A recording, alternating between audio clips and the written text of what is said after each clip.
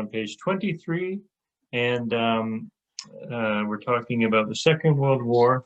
And Diallo, would you like to read the top part where it says the D-Day invasion, please? Thank you. Okay. The D-Day invasion, June 6, 1944. In order to defeat Nazim and Fascism, the Allies invaded Nazi occupied Europe. Canadians took part in the liberation of Italy in 1943 to 44.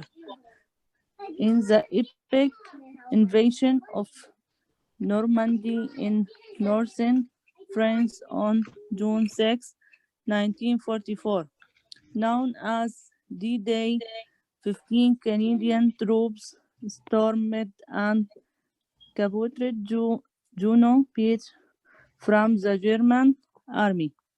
A great national achievement shown in this painting by Orville Fisher.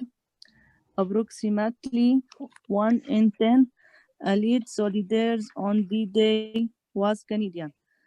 The Canadian Army liberated the Northland in 1944 to 45 and helped force the German surrender of May 8, 1945, bringing to an end 6 years of war in Europe. Very good, very good. Okay, good. So, so let's just talk about the ideas here. Nazism. So Germany in the 1939 to 1945 was controlled by Hitler and Nazism, and the Allies. So the Nazism was what the Germans followed in that time, and fascism is the same type of thing. It's how do you describe it? Well, it's the idea of one group of people being better than another group of people, and they think they are more powerful, and so that was the main problem there. And then the Allies. Allies really just means friends, but when they say allies, that means countries that work together. So all the Allies were all the people, all the countries that were working together to fight Germany. Okay, so the D-Day invasion, D-Day, the word D-Day, that means deliverance. So Europe was controlled by Germany and the Nazis. And the Allies, the countries that were fighting the Germany, they wanted to deliver, or that means to let them be free, to deliver them. That means to help them be free from Germany. So that's why they call it D-Day, Deliverance Day. And then this was a part of the liberation. And liberation also means to be free, and so they said the epic invasion of Normandy in northern France. This was one of the biggest battles in the history of the world. When you think, it's hard to think of, but this battle in Normandy was one of the biggest, most number of people fighting in the history of the world. And Canada's troops were there, 15,000 Canadian troops, fighters were there. And the thing to remember here is this name Juno Beach, because that's where the Canadians went to. Each country went to a different beach. The Americans went to a beach called Omaha. Canadians went to Juno. The English went to a different beach. But this is sometimes a question, what is the name of the beach that the Canadians fought at, the Juno Beach? And so they captured it. I mean, they beat the Germans on this beach. So 15,000 Canadians fought and beat the Germans. And of all the soldiers fighting on D-Day, it says 1 in 10 were Canadian. So there was many Canadians there. And then the other thing is the Canadian Army, it says, liberated the Netherlands. The Netherlands is Holland. Sometimes people call the Netherlands Holland, but the real name is the Netherlands. And so Canadians, they beat the Germans, and so they made the Netherlands free from the Germans in 1944 and 45. And then Germany surrendered in 1945. And so this is an important time for Canada, because Canada has a very close connection with the Netherlands, with Holland, because Canada helped Holland and the Netherlands when they needed it. And so Canadians and people from the Netherlands are very close. They're very good friends, even after all these many years. Yeah, so let's see, the main ideas here are, hello. Oh, is that Zeniba? Yes, I'm sorry, I was late. Okay, good. Everybody's here. Good. And then, so the main ideas are 15,000 troops for D-Day, for Canadian troops. Juno Beach is something else to try to remember. And that the Canadians liberated the Netherlands. They made the Netherlands free. Those are some of the main ideas there. Yeah. And so Canada took a big part in the Second World War. It was a big time for Canada. Very good. Okay, so let's go down a little bit, just a second. Okay, no, not that far. Okay, let's see. We got lots of reading today, so everybody can do a bit of reading. So let's see. Mohammed, would you like to do this part where it says the Second World War began? Can you do that part? Yes. Thank you. Okay. The Second World War. The Second World War began in 1939 when Adolf Hitler, the National Socialist Nazi dictator of Germany, invaded Poland and conquered much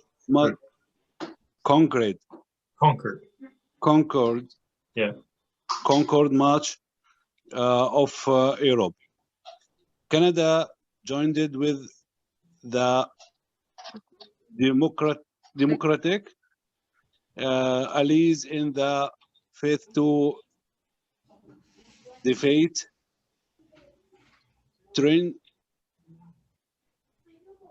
tyranny by force of arms. Yeah, very good. Okay, good. Yeah, so the Second World War started in 1939 by Adolf Hitler and the Nazis. And they started when Hitler and the Nazis, when they attacked Poland.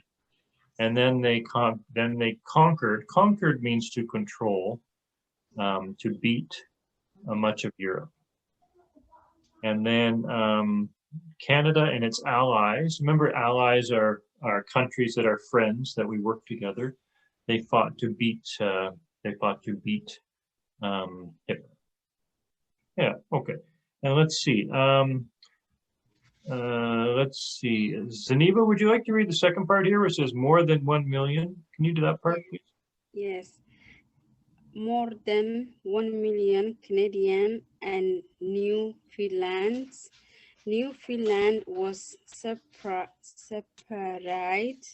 British entity, served in the Second World War. Out of the population of the 11.5 million, this was high proportion, and of those 44,000 were killed. Thousand? Yeah. You understand that word, proportion? proportion. The first one I understand population is the population, but Yeah, then yeah. the second one is proportion. Proportion. Yeah. Proportion. That means what that means is Canada had 11 million people in 1939, and then 1 million of those people went to fight. So that means the 1 million out of 11 million, that's a high proportion. That means of the 11 million, many Canadians went to fight. So that's like 1/10. That's almost one in every like 1 in every 11 people. So if you take 11 people, one of them went to fight in the war, in the Second World War. Yeah, so that's what proportion means, proportion. And then the other thing to look at here is 44,000 Canadians were killed, which is a lot of people for a small country. We were a small country with not many people. So yeah, so it was a hard time for Canada, but very important. Yeah. And then the other thing is Newfoundland wasn't part of Canada yet. Newfoundland wasn't a province yet. So they were fighting with Canada. Yeah. So the things to remember here are 1 million Canadians, that might be a question. And then 44,000 were killed. That might be another question. Those are the important things. Okay, let's try another one. Go down a bit here. Okay, Manal, would you like to read the next part here? The Canadians fought bravely. Can you do that part? Okay, teacher. The Canadians fought bravely and successfully loses in the unsuccessfully the defense of Hong Kong 1941 from attacked by unpleasantly jumping and in a flight ride on Nazi controlled this word what teacher? Nazi controlled Dieppe. Nazi controlled Dieppe on the coast of France 1942. Yeah, very good. Okay, so this was talking about when the Canadians lost. Yeah. So Canadians fought bravely, but they suffered losses. So they suffered losses, so they lost. So the Canadians were trying to defend or help Hong Kong. You know, Hong Kong, near part of China now, but then it was not Hong Kong. And Japan beat them in 1941. So Japan beat the Canadians. The Canadians lost. And they also lost at Dieppe.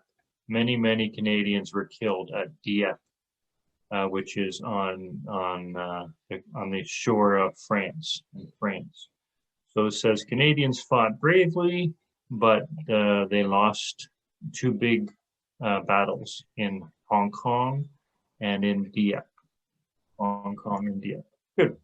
Okay. Let's see. Let's go down a bit more. And Rashid, you're not here today. Are you here today, Rashid? No. Okay. Ghazala, would you like to read this part here, the Royal Canadian Air Force? Okay. The Royal Canadian Air Force, RCAF, took part in the Battle of Britain and before provided a high preparation of a Commonwealth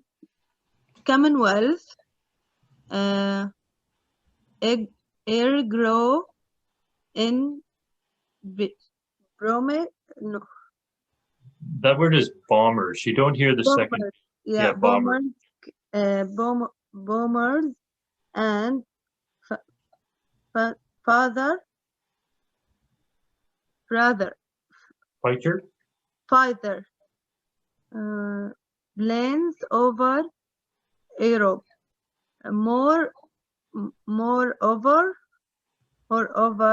Canada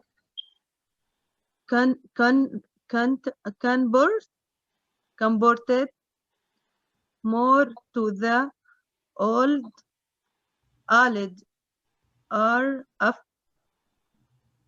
afford than any another Commonwealth country with over 13 million. So 130,000. One sorry, I didn't see. It's okay. 130,000 availed Allied crew trained in Canada under the British Commonwealth or training plan. Yeah, Plan. very good. So this talks about the planes. So they used a lot of planes in the Second World War, and the Royal Canadian Air Force. That's our fighters who fly planes to fight us down. Hello, Rashid. How are you? Everybody's Sorry here for today. that. How are you, Vice Chair? It's okay. No problem. We're fine. We're just talking about the Second World War on page Hello. 23. Yeah. Very good. Okay. So the Royal Canadian Air Force took part in the Battle of Britain. So Germany attacked Britain with their planes, and they called it the Battle of Britain because Germany had a lot of planes, but all Britain didn't have as many planes, but they were very good pilots. A pilot is somebody who flies a plane. And so this says the Battle of Britain, the Royal Canadian Air Force provided a high proportion of Commonwealth air crews in bombers and fighter planes. So that means, do you remember what the Commonwealth was? Remember the Commonwealth? That was all the countries that used to be controlled by Britain, and then they aren't controlled by Britain anymore, but they're still kind of work together. So of all those countries, Canada had many people in the planes, in bombers, planes that would drop bombs, and planes that would shoot guns, fighter planes. So Canada had many pilots. But the main thing Canada did was, in Canada, they trained, they had 130,000 men, mostly, they trained in Canada to be pilots. And that was very important. And they did this in Newfoundland mostly. So Canada was very important because they had a place in Newfoundland where they fixed all the planes, and then they also trained the men to be pilots. So Canada was very helpful because we didn't have, a lot of people, but we had good skills, and we had a safe country where they could come and train to fight in planes. Yeah, so that's what they're talking about here. So what you want to remember is maybe the 130,000 air crew trained in Canada. That's probably a question. Like how many air crew were trained in Canada during the war and that type of thing. And this word here, allied. Allied means, that's what they called all the people that were allies. They were friends as countries. They called them allied. So that's what that means. Yeah. Okay, good. And I think the ideas are okay for that one. Okay, so let's do another one now. And then let's see. Rashid, would you like to read? Let's see, everybody's read now. Yeah, okay. And then we'll go around. Rashid, would you like to read this one here on page 23 where it says the Royal Canadian Navy? Can you read that one, please? Okay. Yeah. Okay. The Royal Canadian Navy RCN saw its finest hour in the Battle of the Atlantic, protecting convoys of merchant ships against German submarines. Canada's merchant navy helped to feed, close the resupply Britain. At the end of the Second World War, Canada had the third largest navy in the world. Yeah, okay. Can I continue? Yeah, third largest navy in the world. Oh, okay. In the Pacific War. Oh, no, just a second. We'll just stop there. Sorry. And then we'll just stop there and we'll just talk about this. Okay. So we talked about the Air Force. That was all the planes. And now the Royal Canadian Navy is all the boats, all the ships that that fought in the war. And the Canadian Navy, that's the name of the group of ships that would protect Canada. They fought against the German submarines. Does everybody know what a submarine is? Everybody know what a submarine is? Submarine. Do you know what that word submarine? Yeah. What is a submarine? Is that Rashid? Do you know what a submarine is? Submarine, there is a small boats that the Navy people use to fight to the opposite. Yeah, but what is a submarine? Submarine does actually it's small boats that at the wartime they use to fight against the enemy. There is boats, but they use it for the fighting.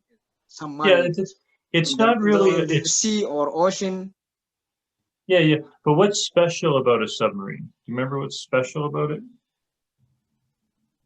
No, I don't. You remember? Okay, a submarine can go underwater. Yeah. So a submarine, so it goes underwater.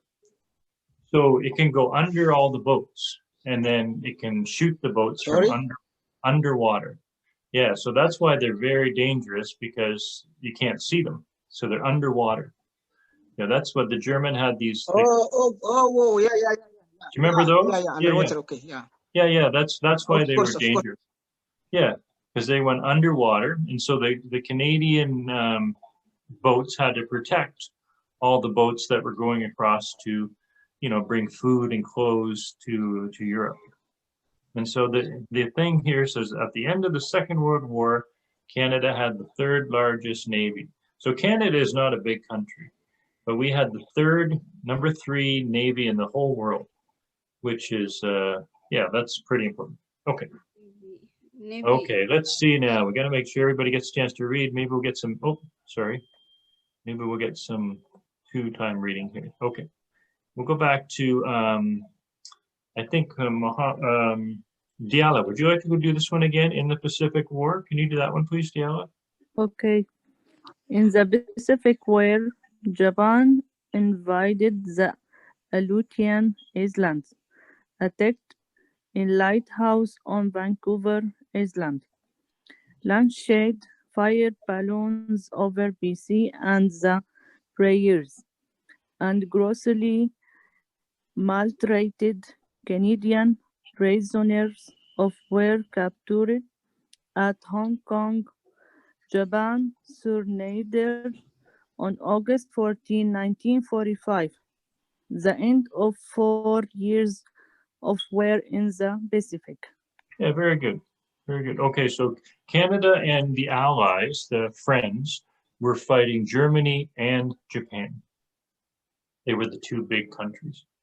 And so, yeah, so you can think of Vancouver Island. They attacked a lighthouse on Vancouver Island. So they attacked Canada. And they sent fire balloons over British Columbia and the prairies. And so, that's very, I guess that's kind of scary. You would think the war was all in Europe, but some of the war was in Canada. And then the Canadians were not treated well when they were prisoners. Yes, okay, so that's the main thing there. Japan surrendered in 1945. Okay, so let's do one more. I'm trying to think if we get everybody a chance to, who didn't get a big chance to read last time? I don't think, let's see, Zaniba, I don't think you got a good chance to read last day. So why don't you want to read this one, Zaniba? Okay, sure. Okay.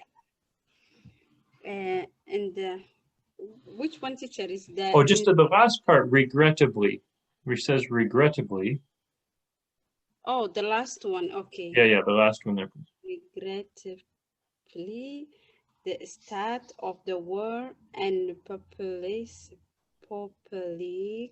public opinion in the PC, is British Columbia? Yes.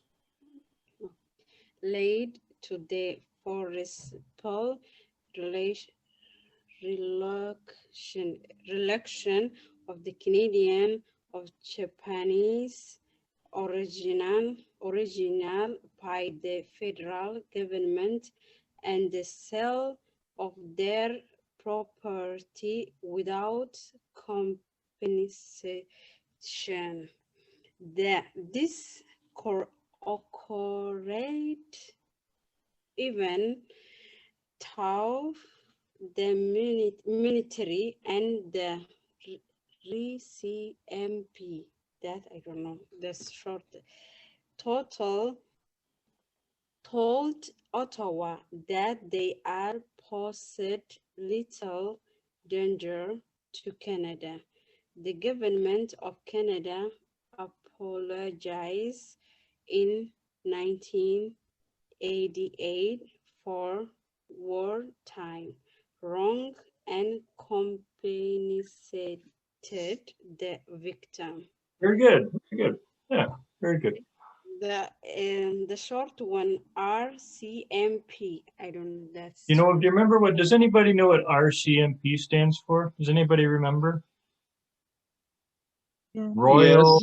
Yes. Yeah. Who knows? Mohammed, is that you? You know? Yeah. What does it mean? It's Royal Canada Air Force. Yeah, Royal Canadian. What does the MP stand for? Anybody remember? It's Royal Canadian for the. Yeah, you know Police? it. I just, yeah. What does the M and the P stand for? Yeah, you know it. It's okay. It means Royal Canadian Mounted Police. Yeah. Yeah, good. Royal Canadian Mounted Police. And so, does everybody understand the ideas there? So in Canada, there were Japanese people living in Canada, and they didn't fight in the war, but the government, sold all their property, sold all their land, and they didn't give them any money. So what they did is they took all the Japanese people that were living in Canada, the Canadian government, and they just took all their land and they sold it. And they didn't give any money to the Japanese people. And then they made them live in camps. So it says, even though the military and the RCMP, so the military and the RCMP, the police told Ottawa that these Japanese people weren't dangerous, but the government still did it. And then the government apologized in 1988. Many years later, they said, we were sorry. And then they gave them money. They gave them money for all the victims for taking all their land many years ago. Yeah. Okay, so these are all the ideas. I hope we can remember some of the ideas. This is the last page of the history section. And yeah, there's a lot of information here, but let's see if we can try to remember. Okay, so let's see. Who wants to do this one? Maybe we'll just go in the order. We have lots of questions. Maybe we'll just go in the order that we were reading today. That'll be easier. So Diallo, would you like to do this question? I'll move it over for you. In the epic invasion of Normandy in northern France in 1944, known as the day which beach did the Canadian capital. Is Juno? Yeah, yeah, very good. Juno Beach. Good. Okay, and then who read second? Second, I think it was Mohammed read second. Is that right? Can you do this one, Mohammed? Yeah, okay. During the Second World War, what was the right of Canadians in the Allied force on D-Day? The ratio.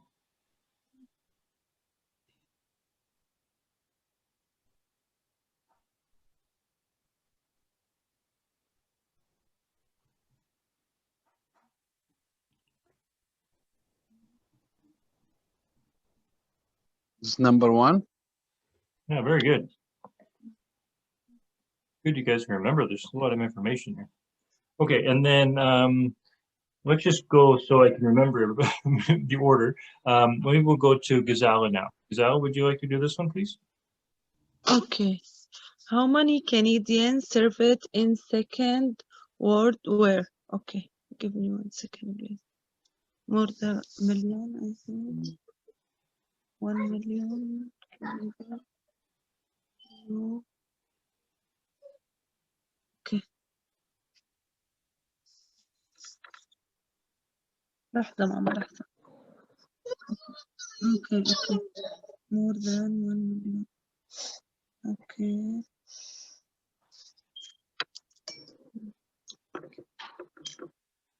Okay, more than 1 million? Very good, very good, good. And then let's see, Rashid, would you like to do this one, please? Okay. Who contributed more to the Allied air efforts than any other?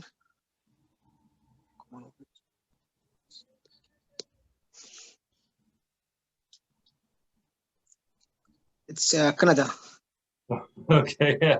number 2.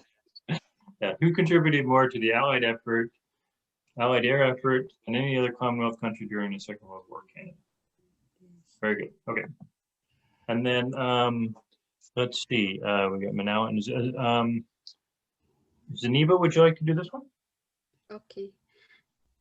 At the end of the Second World War, Canada's navy was the largest in the world, the second large in the world, third large in the world.